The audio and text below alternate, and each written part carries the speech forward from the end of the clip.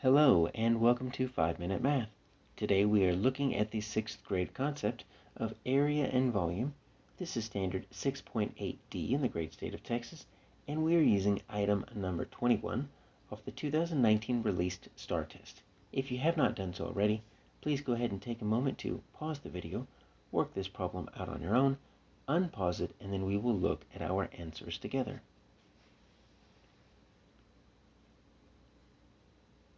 So we have a rectangular prism here.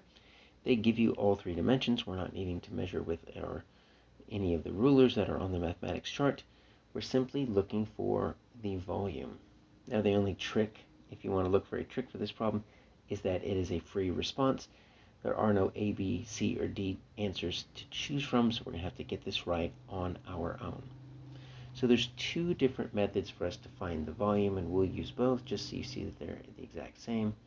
So one formula that we're going to see is volume equals base times height. We also can see volume equals length times width times height. Now you notice obviously we've got similarity here because the height. So really length times width is this base. So you might see it both different ways. So let's see if we can just take a look at this base here. You know what, base doesn't always necessarily have to be the bottom because we've got like an imaginary base back here that's kind of hidden. So I'm going to take this 1.4 because we know we've got a parallel and symmetrical side up top. I'm going to take this right here as my base, this top part right here. Just because we know that what's on the bottom here is going to be exactly identical. So I'm going to say my base, use that as B, equals 4 centimeters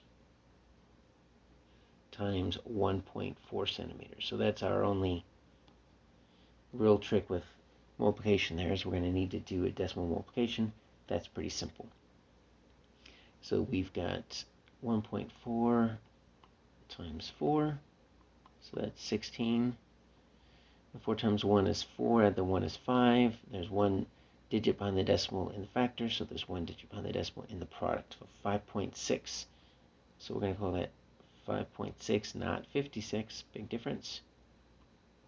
cm squared. So that's my base. So volume equals base times height, right? So then we're going to do V equals 5.6 cm squared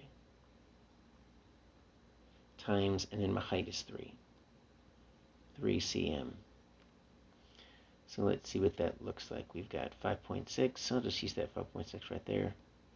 Multiply that by 3, so that's 18. That's 5 times 3 is 15, add the 1 is 16, 16.8, because there's 1 digit behind the decimal in the factor, 1 digit behind the decimal in the product. So it looks like I've got 16.8 cm. I'm going to need the little cubed right there because I've multiplied centimeters 3 different times. Once, twice, 3 times. Now, how can we do that with, so that's using the base times the height. But you notice what I did is I really just kind of expanded out this other formula here because I did the length times width first, right? So I did 4 cm times the 1.4 cm. Found that to be 5.6, and then I just multiplied that by 3, and I got my 16.8. So that's why these two equations are the same. They just kind of split up the base into length times width. Now, can we use the commutative property, and can we flip the order here? Right, so what if we were to multiply this 4 times 3 first? Okay, that's going to be 12. And then multiply that 4 times 3 times 1.4. Should we get the same answer? We should. So 4 times 2 is 8, and that's a 4. 0 there. And then that's going to be 12, so guess what we're going to get? 168. Let's add that decimal back in, and we're going to get 16.8. So that's our answer, 16.8 centimeters cubed, or you might be able to say it is 16.8 cubic centimeters.